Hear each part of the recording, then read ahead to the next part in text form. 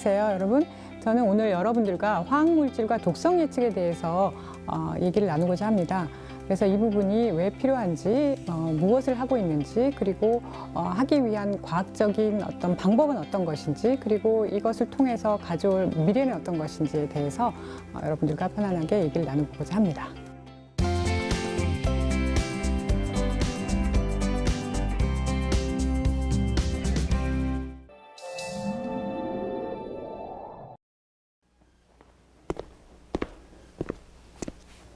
안녕하세요.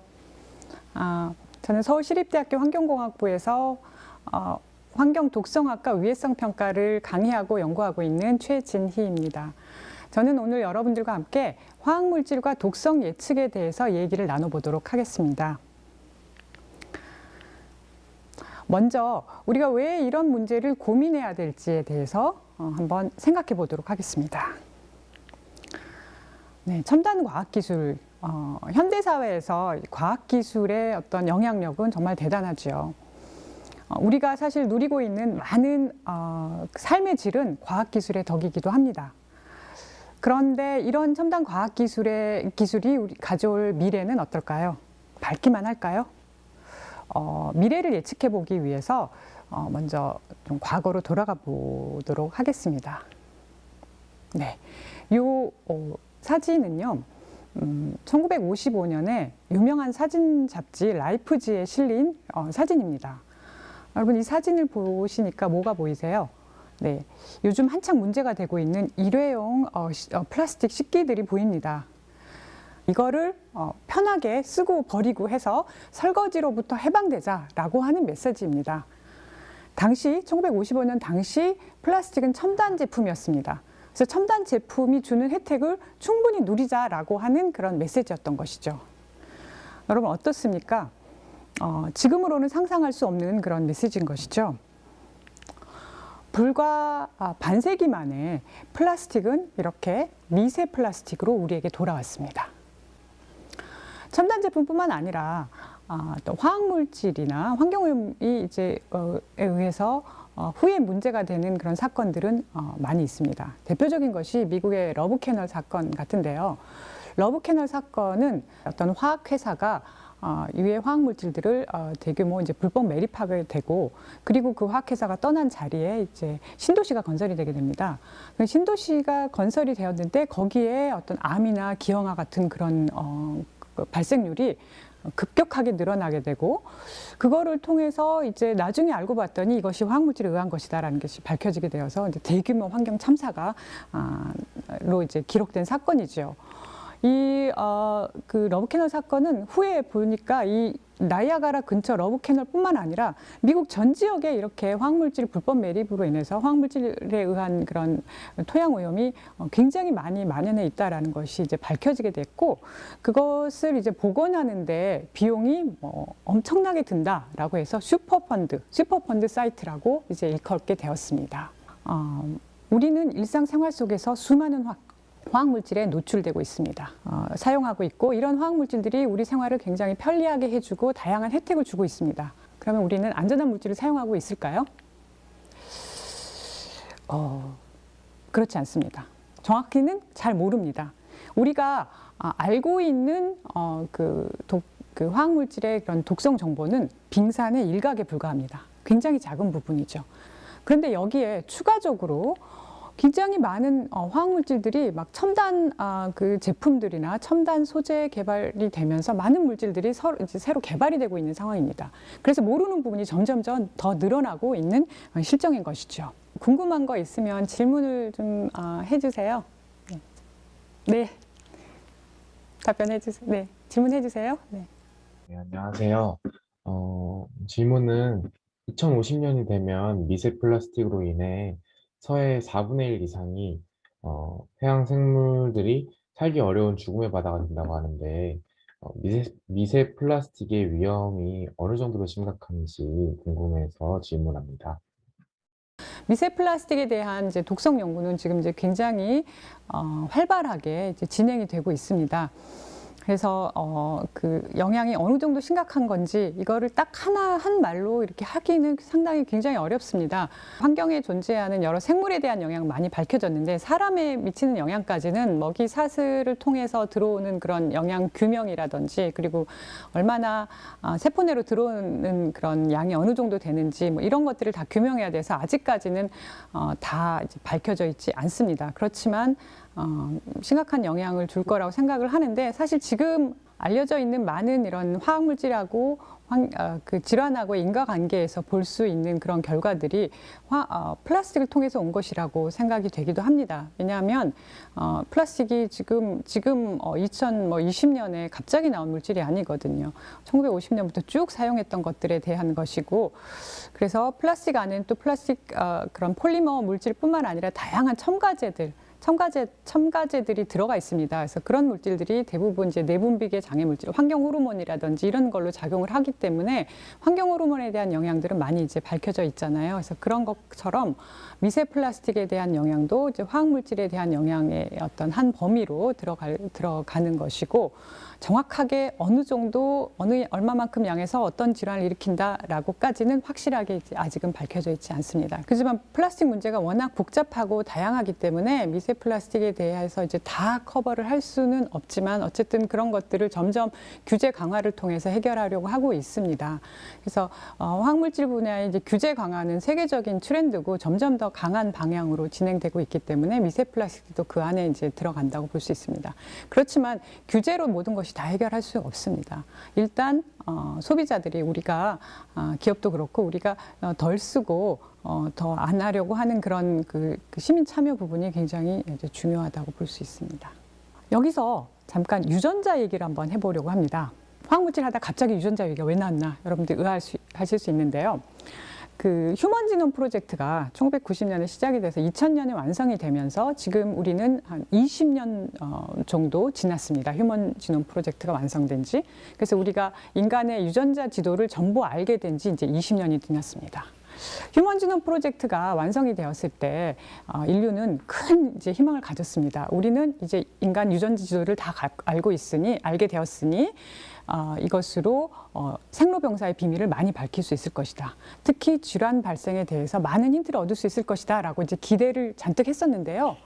그런데 생각보다 많이 모른다는 것을 알게 되었습니다. 그래서 어떤 인체 질환 발생에서 유전자의 기여도가 생각보다 작다라고 이제 알려지게 되었습니다. 당시 발표에 의하면 5% 정도밖에 우리가 모른다. 이렇게 발표가 나와서 그럼 어떻게 된 거지? 질환 발생에서 유전자 기여도가 생각보다 작다. 그러면 인체 질환 발생은 유전자와 환경의 인터랙션의 결과로 Gene and Environment라고 하죠. Gene and Environment 인터랙션의 결과로 나타나는데 유전자 부분이 생각보다 작다고 하니까 그러면 환경 하면서 환경 부분에 이제 관심을 더욱 많이 가지게 되었습니다. 그래서 유전자와 이제 환경과의 과 인체 질병과의 그 삼각관계에서 그 삼각관계를 최초로 이제 규명한 사례가 있는데 그게 이제 산업혁명 시대까지 올라갑니다. 산업혁명 시대 영국 굴뚝 청소부 사건에서 이제 그게 최초로 규명이 되는데요. 산업혁명 시대에 영국에서는 어떤 굴뚝 청소부라고 하는 직업이 있었다고 합니다. 이때는 이제 어린 남자아이들이 이 일을 주로 했는데 나중에 보니 사춘기 지난 후에 보니 이 어린 아이들에게 이상한 질병이 계속 생기는 거예요. 음낭암이라고 하는 질병이 생기는데 이것의 원인이 보니까 이제 1975년에 퍼시벌 포트라고 하는 의사가 이제 그게 밝혔는데요. 굴뚝 청소 중에 노출된 재의 타르 성분하고 음낭암하고의 이 관계가 있다라는 것이 최초로 밝혀졌습니다. 그래서 화학물질에 의한 암 발생 규명이 이제 최초 사례가 되면서 그 후로 이제 뭐 이런 그 영국에서는 굴뚝 청소법이 제정이 되고 이런 사건들이 있었습니다. 그 후로 많은 화학물질과 질환과의 관련 연구들이 이제 많이 진행이 됐는데요. 요거는 그 스웨덴에서 가족 연구입니다. 가족을 가지고 30년 동안 여러 가족을 대상으로 수십만 건의 암을 이제 분석을 해본 결과 암 발생에서 유전자하고 환경 요인의 기여도가 이렇게 된다라고 이제 밝혔습니다. 근데 보면 대부분의 암에서 유전적 요인보다 환경 요인이 훨씬 컸습니다. 물론 여기서의 환경 요인은 꼭 지금 말씀드리는 화학물질, 뭐 환경 오염만 해당이 되는 것이 아니고 식습관이라든지 그다음에 뭐 담배라든지 이런 개인의 어떤 습관에도 해당이 되긴 합니다. 그렇지만 어쨌든 암 발생에서 유전자와 환경의 기여도에서 환경분이 굉장히 크다라는 것이 이제 밝혀지게 되고요. 그러면서 화학물질과 질환 발생관의 이제 그 인과관계를 찾으려는 많은 연구들이 전 세계적으로 진행되고 있고 많은 그런 상관성들이 드러나고 있습니다. 과학적으로. 그래서 우리나라에서도 화평법, 화관법, 생활화학 제품안전법과 같은 화학 3법이라고 하는데요. 강력한 화학물질 규제법이 지금 그 2015년부터 진행이 되고 있습니다. 시행이 되고 있습니다. 그래서 전 세계에는 이제 노후 데이터, 노후 마켓 시대가 열렸습니다. 노후 데이터, 노후 마켓이라고 하는 의미는 이 노후 데이터가 독성 데이터를 의미합니다. 이제 독성 데이터를 내놓지 않으면 마켓이 없다. 즉 기업이 시장에 내놓는 화학물질이 안전하다라는 것을 스스로 입증해야지 비즈니스를 할 수 있다라고 하는 그런 시대가 된 것입니다.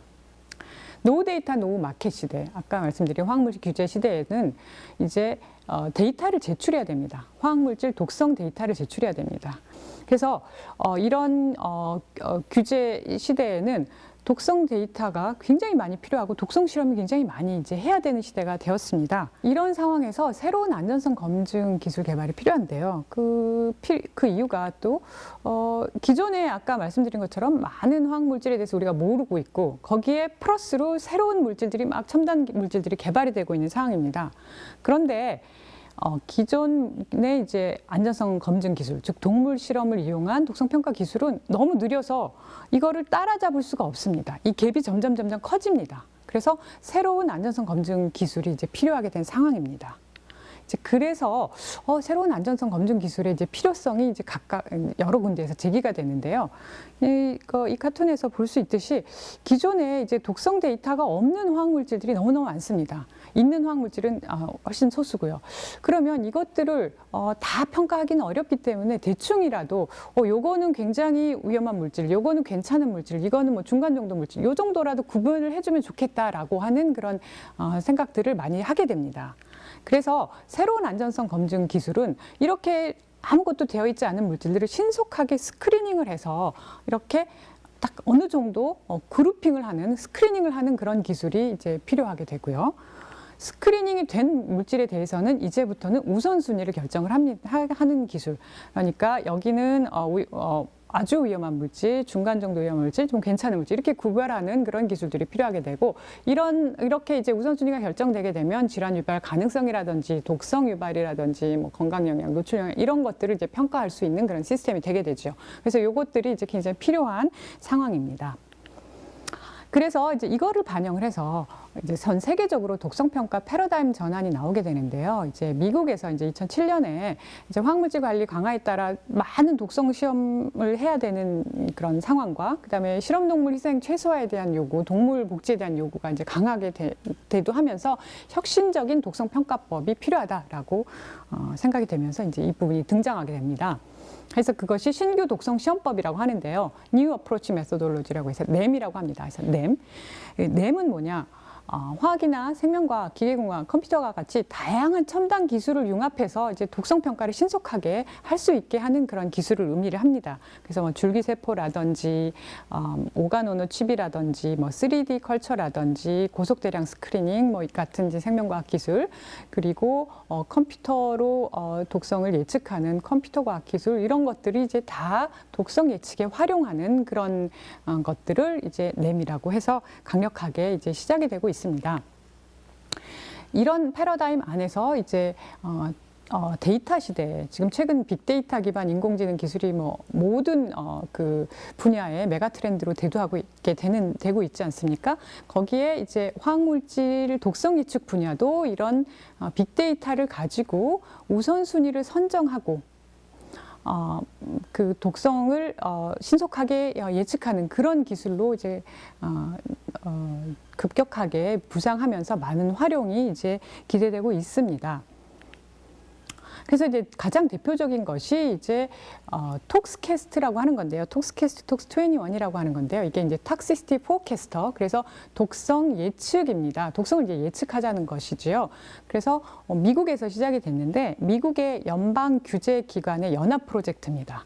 그래서 NIH 미국 보건원, EPA 환경부, FDA 식약처 같은 다양한 미국의 연방 규제 기관들이 다 모여서 이제 독성 평가를 이렇게 따로따로 다 산발적으로 할 게 아니라 전통적으로 독성 실험, 동물 실험 가지고 할 게 아니라 이제 메커니즘 기반 평가로 전환하자 해서 대규모로 고속 대량 스크리닝으로 데이터를 많이 만들었습니다. 독성 데이터를 많이 만들어서 결국은 이걸로 컴퓨테이셔널 톡시콜로지, 계산 독성, 독성을 이제 컴퓨터로 예측하기 위한 그런 데이터를 만드는 그런 그 프로젝트를 진행을 했고 많은 데이터가 이제 모여졌습니다.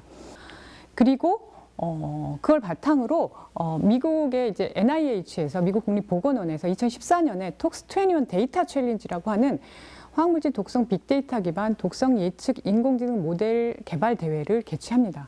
이게 이제 알파고보다 전에 있었습니다. 그래서 요 아까 보여드린 그런 톡스캐스트 이 데이터를 이용을 해서 독성을 이제 예측을 하는데 이제 화학물질 구조만을 이용해서 물질이 어떤 독성을 일으키는지를 예측하는 모델을 이제 참가하는 여러 연구자들에게 이제 개발하게 하고 강력한 성능을 보이는 모델들을 정부 기관에서 활용할 것을 목표로 이제 시작이 되었습니다. 그 후로 많은 이제 기술 개발이 돼서 최근에 이제 화학물질 빅데이터를 이용한 기계학습 모델이나 뭐 딥러닝 모델 연구들이 본물 터지듯이 많이 이제 진행이 되고 있고요.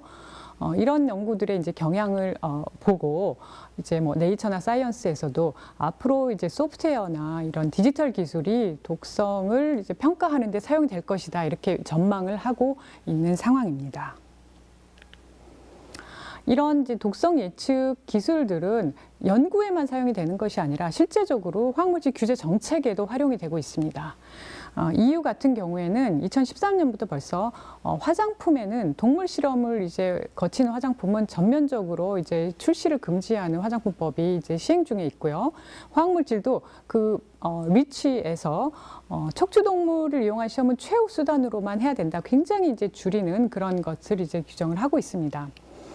미국에서도 이제 EPA에서 이제 2035년까지 모든 독성 시험에서 포유동물 실험을 중단하겠다고 선언을 하고 넴에 대해서 대규모 투자 계획을 이제 발표했습니다. 2019년에.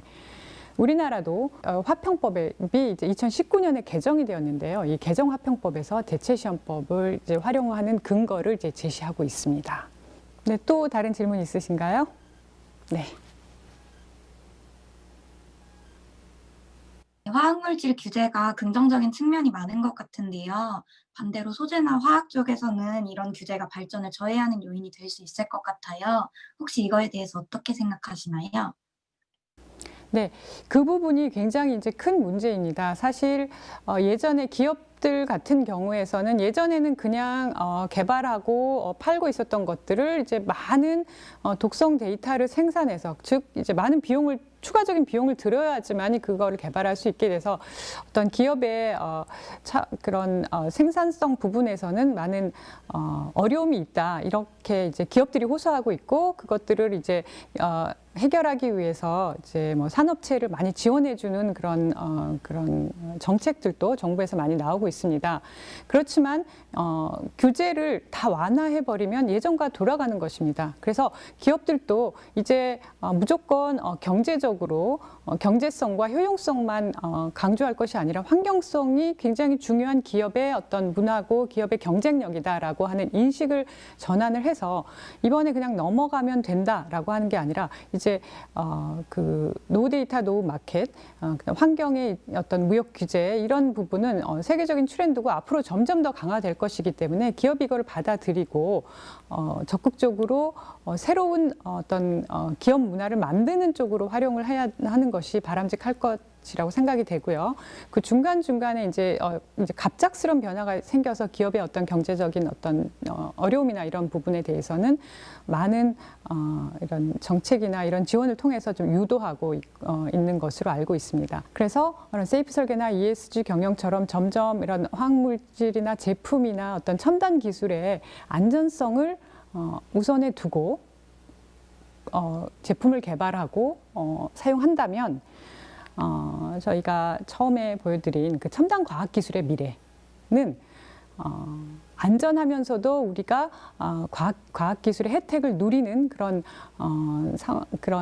밝은 미래가 있을 것이다. 이렇게 기대할 수 있을 것 같습니다. 네, 그래서 경제성과 효용성뿐만 아니라 안전성과 환경에 대한 인식을 전부 같이 하는 그런 사회적인 분위기가 굉장히 필요할 것이라고 생각하고, 거기에 대해서는 연구자뿐만 아니라 기업뿐만 아니라 소비자들도 다 같이 참여해서 그런 우리 안전한 사회를 만드는데 다 같이 노력하는 것이 중요할 것 같습니다. 네, 이상으로 오늘 제 강의를 마치도록 하겠습니다. 감사합니다.